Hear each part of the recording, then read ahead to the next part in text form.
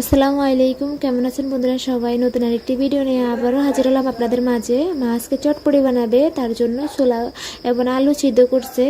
এই যে ডিমও সিদ্ধ করছে। বুট এবং আলু সিদ্ধ করে গরম পানি দিচ্ছে। এই যে ডিম সিদ্ধ করছে। এরই মাঝে আম্মু আমাকে বলছে টক বানিয়ে নিতে। টক বানানোর দায়িত্ব আমার উপর, আমি টক বানাই সবসময়। ছোলা এবং আলু মিক্সার করে চটপটি মশলাগুলো দিয়েছে, সেগুলো আর ক্যামেরা বন্দি করলাম না। এখন হয়ে গিয়েছে, সবাইকে পরিবেশন করবে। এখন সবাইকে আলাদা আলাদা পাত্রের মধ্যে দিচ্ছে। মায়ের হাতের চটপটি আলাদাই মজা। বাইরে অস্বাস্থ্যকর পরিবেশে খাওয়ার থেকে ঘরে বানিয়ে খাওয়াই ভালো। শসা, পেঁয়াজ সবগুলো পাত্রের মধ্যে দিয়েছে। এখন ডিমগুলো কুচি কুচি করতেছে।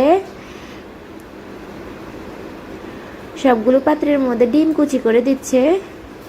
মাঝে মধ্যে যখন এইসব জিনিস খেতে মন চায় তখন মাকে বলি, মা সাথে সাথে বানিয়ে দেয়। সবাই যার যার পরিমাণ মতো টক নিচ্ছে।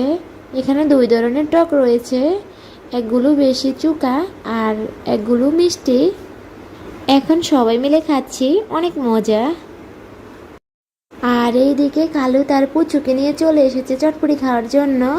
তো ভালো থাকবেন সবাই। ভিডিওটি এই পর্যন্তই। ভিডিওটি ভালো লাগলে একটি লাইক দিয়ে চ্যানেল সাবস্ক্রাইব করে পাশে থাকুন।